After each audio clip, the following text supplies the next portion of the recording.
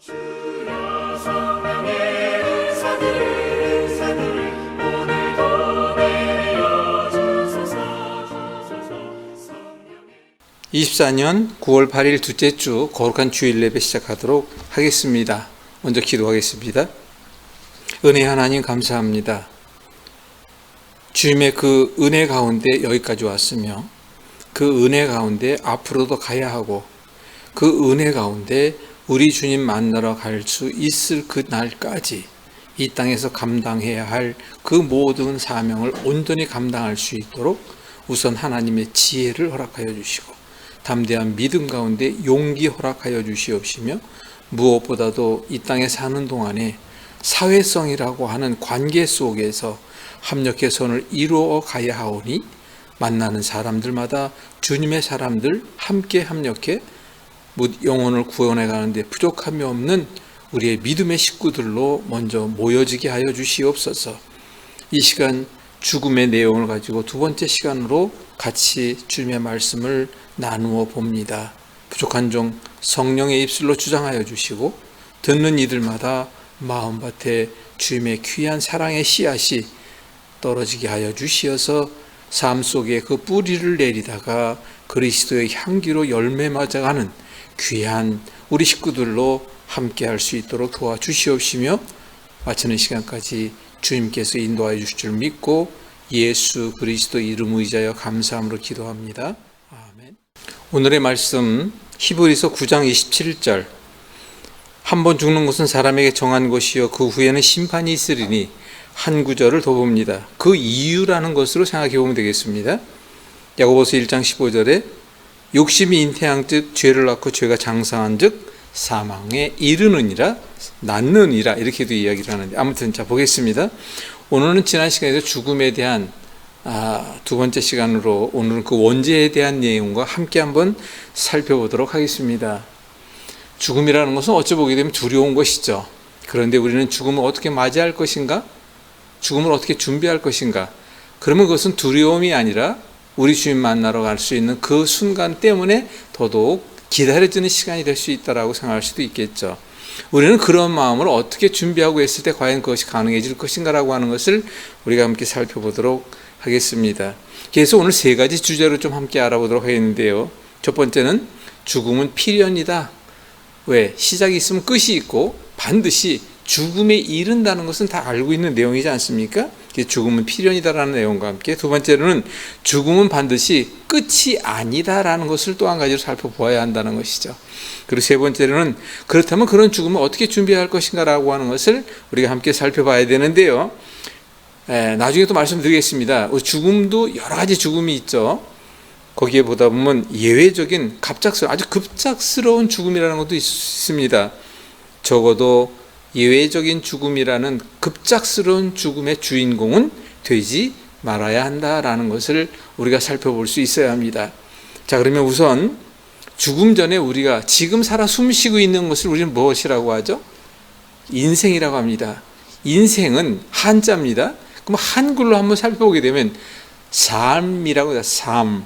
그래서 살아 움직이는 과정 속에 이것을 이제 삶이라고 하는데 살아 움직이는 인생의 끝은 죽음으로 종결되기에 죽음 자체를 옳고 보실 것이 아니라 우리는 반드시 그 과정이라는 과거 그리고 현실까지의 모든 것과 또 앞으로 닥쳐올 죽음에 대한 것을 한꺼번에 모든 걸 다 생각해보는 이 시간에 되기를 좀 바랍니다. 먼저 우리가 한 가지 생각해야 할 것은 시작이라는 것이 있습니다. 반드시 모든 거에는 즉 태어남도 시작이죠. 응행하고 이제 그럼 반드시 그 끝은 죽음이라는 것으로 갈 수 있죠.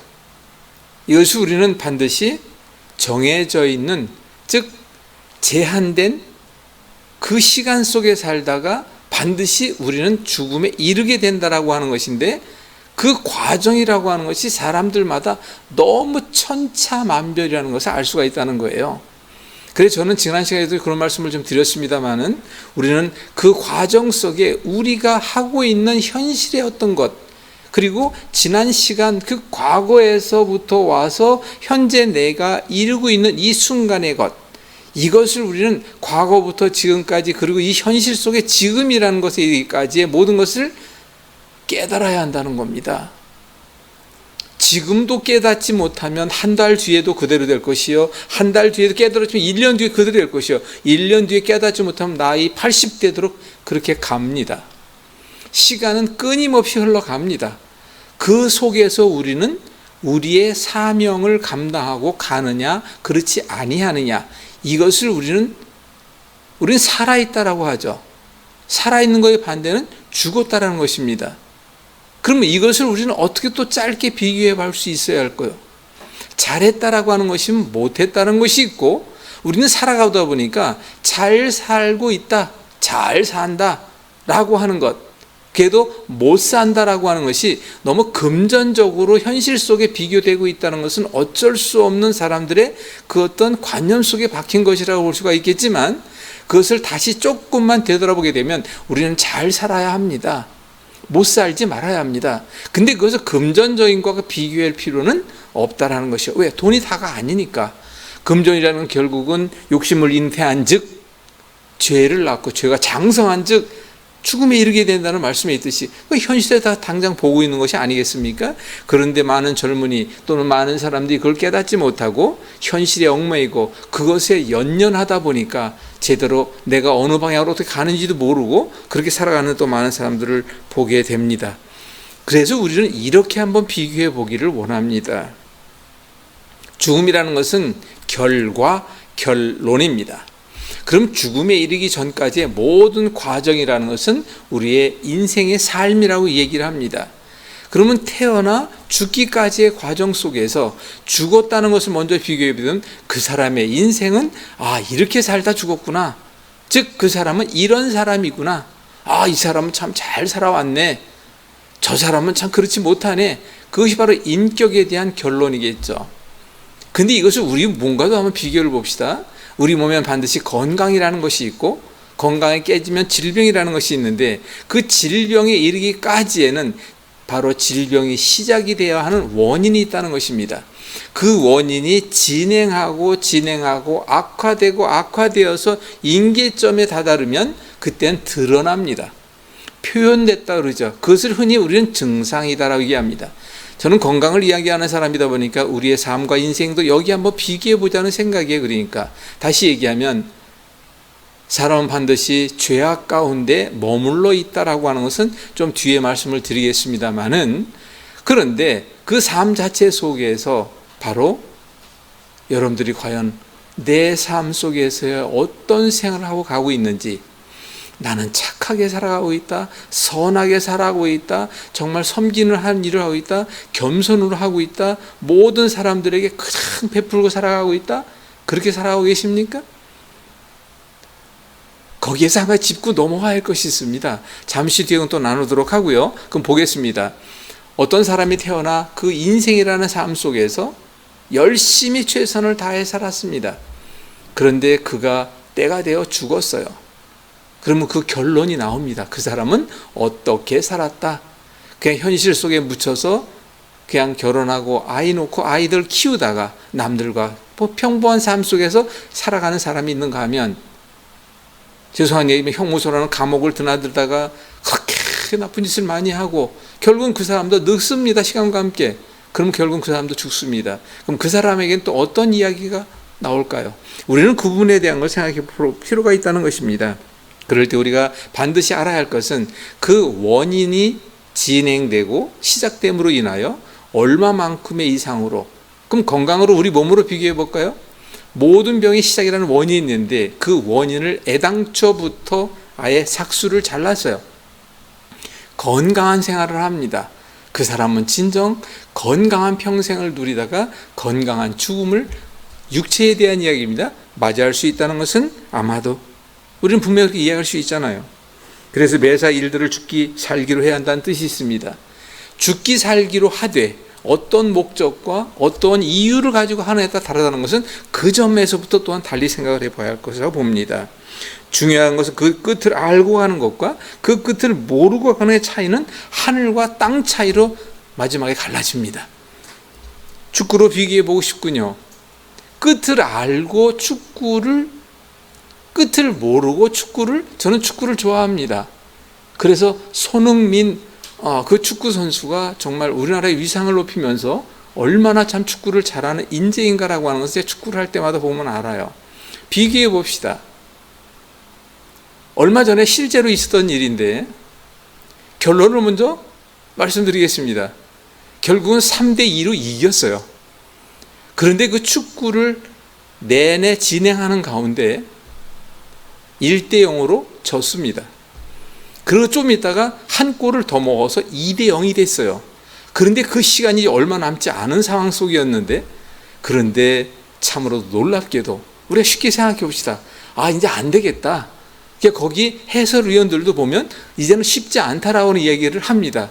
그런데 역전극이 일어났습니다. 결국은 3대2로 역전승을 했지요. 근데 저 같은 경우에 그 축구를 볼 때에 3대2로 이겼다는 것을 알고 보다 보니까 그냥 편안하게 본 거예요. 그렇지만 그것을 알지 못하고 보는 사람 같은 경우에는 얼마나 발을 동동 구르면서 응원을 해야 되고 얼마나 힘들어합니까? 다시 이거를 말씀드리면 우리 인생의 끝이라고 하는 우리 주님 만나 천국을 향해 갈 수 있도록 이 땅에 보내졌는데, 이 땅에서 천국 갈 수 있도록 우리 주님 만나 진정으로 우리 주님의 은혜 가운데 머물러 주님께서 말씀하신 사명 감당하다가 천국에 이르렀을 때 그 끝이잖아요. 우리는 근데 미리 알고 있는 것은, 자, 우리 함께 생각해 봅시다. 우리 믿음 안에 있는 형제자매 여러분들은 그 끝을 알고 가는 겁니까? 모르고 가는 겁니까? 우리는 알고 가고 있잖아요. 지금 생활이 좀 곤고하고 어렵고 억압과 핍박과 절망과 좌절이 있다 할지라도 우리는 그 끝에 우리 주님 만나 우리 주님과 함께 천국 잔치에 입성할 수 있는 그 끝을 우리는 알고 있으니까 지금의 현실이 어떻습니까? 비록 힘들고 어려워도 우리는 가고 있잖아요. 저는 이렇게 비교하고 말씀을 드리고 싶습니다. 그래서 우리는 준비된 죽음을 위해 최선을 다해야 할 것이며 우리 주님을 만나기 위해서 해야 될 일을 어떤 것을 어떻게 해야 될까? 그것을 먼저 깨달아야 되지 않겠습니까? 그러기 위해서는 반드시 이 땅에서 우리가 해야 될 것은 우리 주님 만나야 합니다. 혹시 이 영상을 보시는 분도 계실 때 나는 아직 나는 예수님이 누군지도 몰라, 이러신 분들이 있다면 만날 수 있는 계기의 시점, 지금 이 순간 바로 여러분들의 눈과 귀에 들리는 이 보고 듣는 이 이야기가 바로 여러분들을 우리 주님께서 만날 수 있는 기회를 주셨다는 것 꼭 잊지 마시기 바랍니다. 꼭 우리 주님을 만나야 합니다. 그런 다음에 반드시 깨달아야 합니다. 깨닫고 난 뒤에 무엇 해야 합니까? 진정으로 이랬기 때문에 그 이야기가 이거로구나라는 걸 깨달아야 합니다. 그런데 진정으로 회개라는 것이 있어야 합니다. 왜? 나는 죄인이니까. 바로 원죄에 대한 이야기가 여기서 나오는 것입니다. 나는 죄인이기에 이대로 그냥 이 땅에서 편안하게 살다가 좋은 일하고 살다가 그 끝은 바로 우리 주님 만나러 가는 끝이 아니라는 것을 알아야 합니다. 그래서 그것을 우리는 태어날 때부터 가지고 난 죄, 원죄라고 이야기를 하죠. 그래서 로마서 5장 12절을 보게 되면 그러므로 한 사람으로 말미암아 죄가 세상에 들어오고 아담과 하와의 그 한 사람으로 말미암아 죄로 말미암아 사망이 들어왔나니 이와 같이 모든 사람의 죄를 지었으므로 사망이 모든 사람에게 이르렀느니라. 성경에서 정확히 말씀하고 계시지 않습니까? 인간으로서 어쩔 수 없게 예수님께 십자가에 달려 돌아가심으로 바로 그 원죄를 우리 주님께서 하나님의 육으로 이 땅에 오시어서 그리고 세상에 가장 사람들이 두려워하는 죽음을 먼저 몸소 보이시고 십자가에 달려 돌아가시면서 죽음 후에 우리를 구원하시기 위한 대속죄의 물로 우리 주님께서 이 땅에 오셔서 십자가에 돌아가셨다는 것은 아마도 다 아시는 내용일 것입니다. 왜 주님께서는 그렇게 하셨을까요? 그 이유를 알아야 합니다. 왜? 우리는 죄인으로 태어났고 그 죄인에서 천국으로 들어가기 위한 여러 가지 일들을 우리는 해야 되는데 바로 우리 주님 오시기 전과 후, 그것을 우리는 예수님 시대 지금 2024년 바로 AD BC라고 얘기를 하죠. 우리 주님 오시기 전 그때만에는 율법 시대라고 얘기하여 많은 사람들이 무릎으로 정말 진정으로 본인의 그 어떤 죄의 회개를 본인 스스로의 육체의 고통과 고난을 통해서 했지만, 우리 주님이 왔다 가시고 난 뒤에는 우리는 어떻게 하고 있습니까?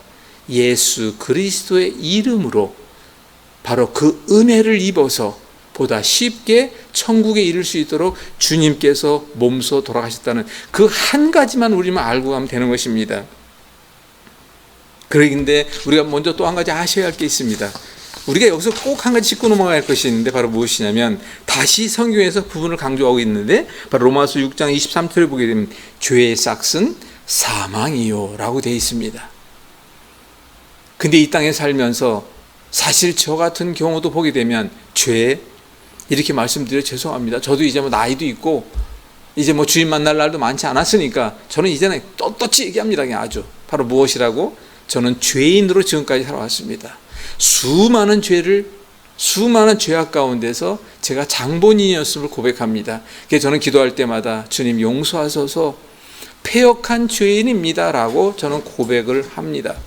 그러면서 저는 또 한 가지 고백하는 것이 있습니다. 이 땅에 사는 동안 자랑과 부요함과 그 모든 것을 위해 산다면 저는 유황불 지옥에 가겠다라고 하는 저의 이름을 붙이고 가는 이유가 바로 여기에 있다는 것이죠. 왜?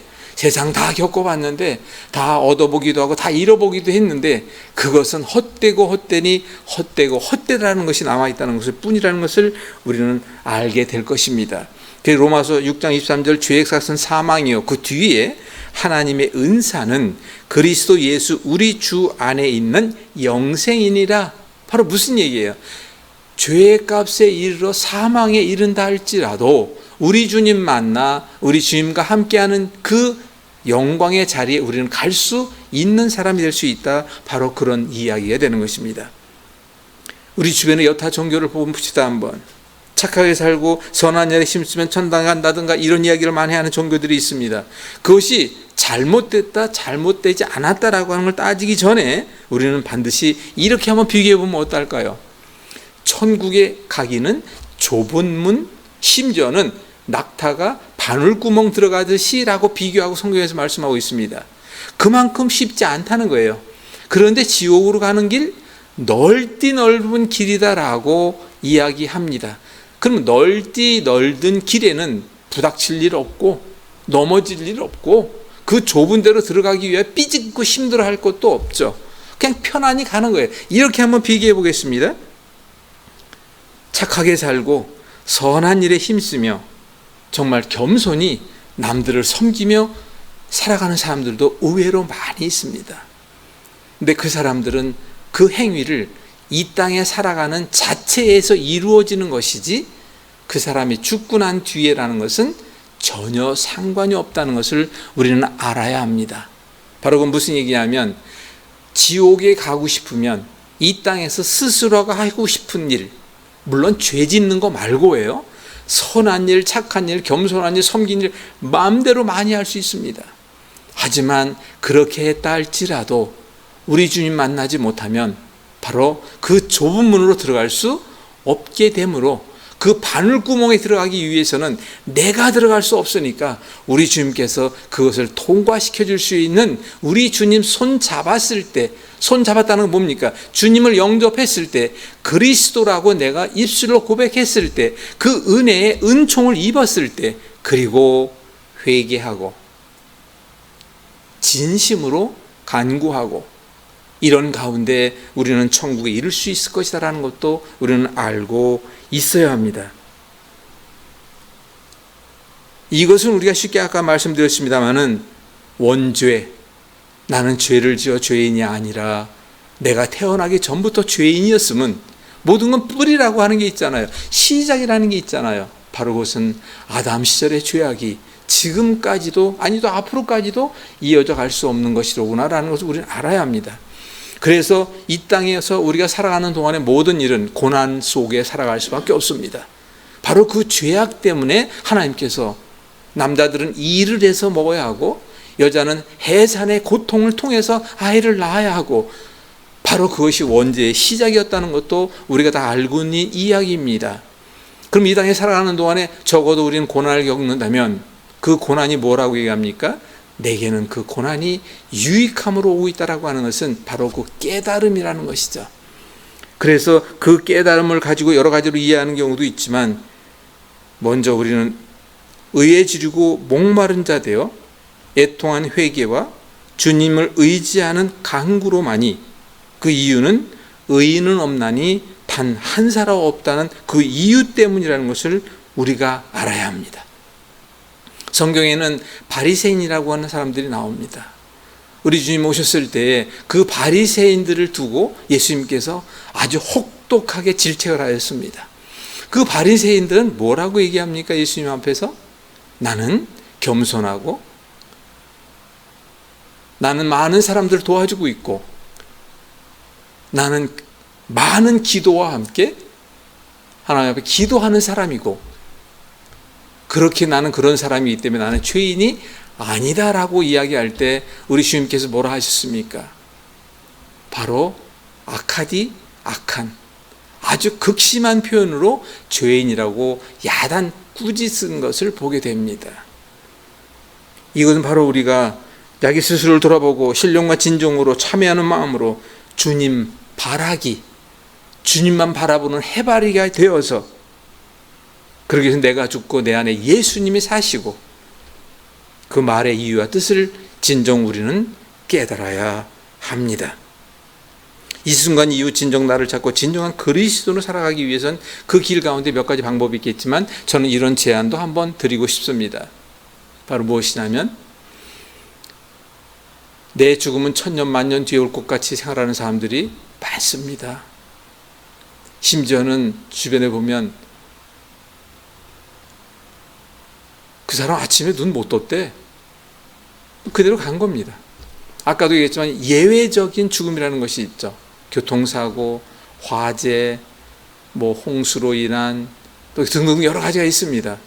우리는 적어도 죽음은 태어나서 어느 정도 깨달음이 있을 시기가 되면 그때부터는 죽음을 준비해야 합니다. 그런데 저도 같은 경우도 죄송합니다. 나이가 60이 되도록 준비를 못하고 살아왔었습니다. 이제야 그것을 알고 이제라도 준비해 가고 있는 자리에 있지만, 반면교사라고 이야기하지요. 이것을 깨닫지 못하고 하는 분 있다면 반드시 지금부터라도, 그러면 그것을 아주 강력하게 할 수 있는 방법 가운데 하나, 저는 이것을 제안하고 싶습니다. 여러분, 나이에 관계없이 내가 언제 어떻게 죽을지 모르니까 유언장을 한번 준비해 오십시오. 지금 이 순간에 유언장을 한번 써보는 겁니다. 과연 어떻게 쓰시겠습니까? 그리고 죽으면 당신은 어디로 갈 것 같습니까?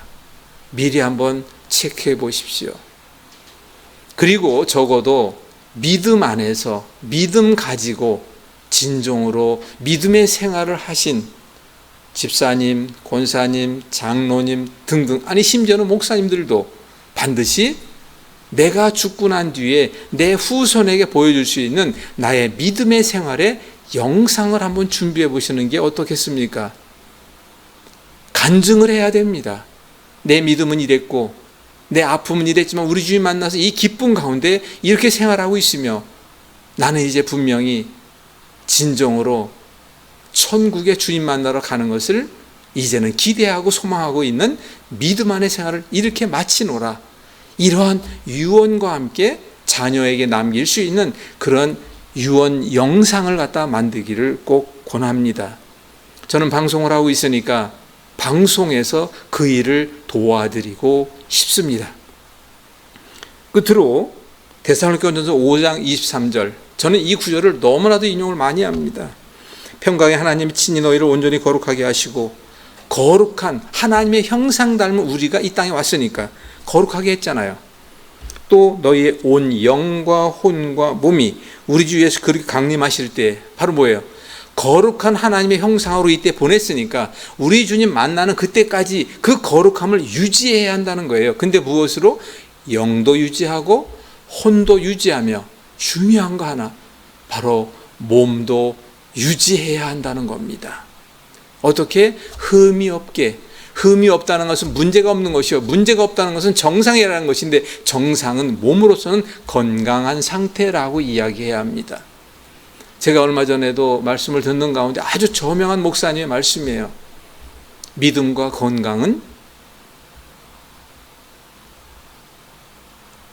같이 생각할 수 없다. 믿음이 아주 출중한 사람인데 암이 걸려서 죽게 됐을 때 과연 그건 어떻게 생각해야 될까? 이런 부분에 대한 것을 우리는 반드시 알고 지나가야 되는데 그 부분에 대한 것은 제가 다음에 자세히 말씀드리도록 하겠습니다. 저는 이렇게 줄이면서 말씀드리겠습니다. 그러면 우선 앞서에도 말씀드린 대로 죽음은 필연이니까 어쩔 수 없이 우리는 그럼 어떻게 해야 되는가? 준비해야 된다 그랬죠. 죽음을 어떻게 준비해야 할 것인가? 그 죽음이 다가올 때. 그리고 반드시 죽음은 끝이 아니다. 그 다음에 우리 주님 만나러 갈 수 있는 천국과 지옥이 있다는 걸 이제 정확히 깨달으십시오. 그러면 그걸 어떻게 준비해야 될 것인가? 지금까지 말씀드렸습니다. 예외가 한 가지 있다 그랬죠. 갑자기 급작스럽게 사망에 이르는 사람들 어떻게 할 겨를이 없는 거예요. 준비도 안 한 상태입니다. 차라리 당신 암으로 이제 6개월 선고를 받았다면 차라리 6개월 동안 이제 철저히 준비하면 되지 않습니까? 그런데 그를 준비할 시간도 없이 가버리는 사람들도 의외로 많다는 것을 보게 될 때 참 그것이 안타까운 죽음이구나 이런 생각을 합니다. 자, 결론적으로 말씀드리겠습니다. 부탁합니다. 성경에 있습니다. 데살로니가 전서 5장 16, 17, 18 제가 제일 좋아하는 거예요. 결론은 이렇게 내요. 항상 뭐 하라고요? 기뻐하라는 겁니다. 기뻐하기 위해서 우리 뭐 해야 합니까? 쉬지 말고 기도해야 돼요. 왜 기도하는 겁니까? 의와 진리에 목마른 자 되어 진정으로 신령과 진정으로 우리가 바라는 주님 바라기 위해서는 바로 기도해야 된다는 거예요. 그렇게 하면 결론 범사에 무엇이 넘친다고요? 감사가 넘치는 겁니다. 그러면 그 감사가 넘치는 데에도 22절에 보게 되면 악은 어떤 모양으로도 감사 속에서라도 악은 어떤 모양이라도 반드시 버려야 한다라고 하는 내용이 저는 성경에 있는 모든 내용을 저는 몸을 얘기하는 사람으로서 이렇게 요약하고 이렇게 말씀드리고 싶습니다.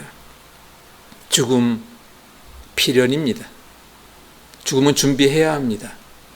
예외적인 죽음이 온다 할지라도 내가 갑자기 홍수로 갑자기 교통사고로 죽음이 온다 할지라도 바로 그 순간 전에 나의 모습이 진정 우리 주님 바라고 내가 죽고 내 안에 예수님이 사시는 그 가운데 내가 죽었다면 그는 분명히 천국에 이릅니다.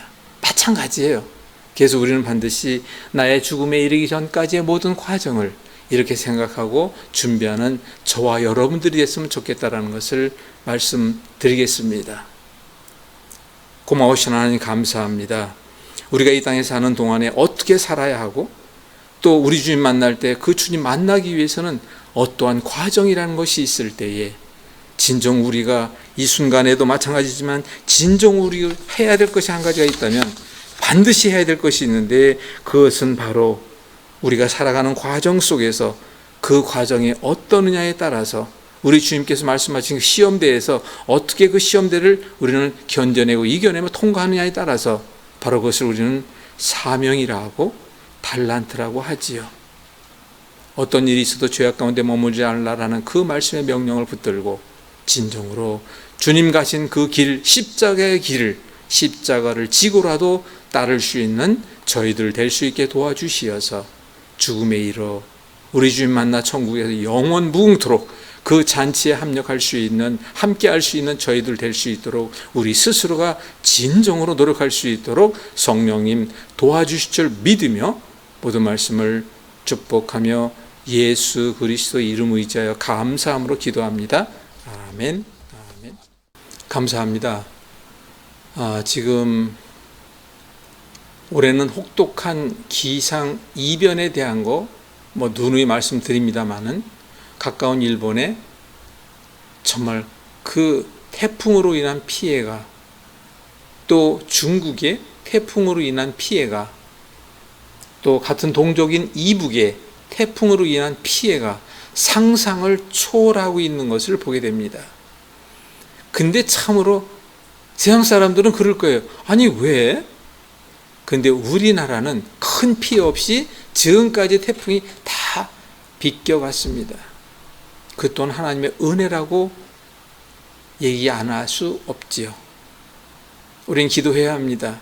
우리에게도 반드시 태풍은 올 수 있습니다. 근데 무엇할 때? 바로 준비한 자에게 준비하면 됩니다. 그 준비는 정부에서만 하는 것이 아니라 국민, 개개인 모두가 함께 준비해야 된다는 건 다 아시는 내용 아니겠습니까? 우리 교회에서 해야 될 일이 있습니다. 저는 그것을 이제 우리 방송국이 좀 이전 관계로 지금 조금 신경 쓰고 있는데, 제2의 도약을 위해서 이전하고 난 뒤에 저출산에 대한 문제에 대해서 직접적으로 논하려고 합니다. 고령화 시대에서 노인들이 어떻게 해야 되는지에 대한 걸 직접적으로 논하려고 합니다.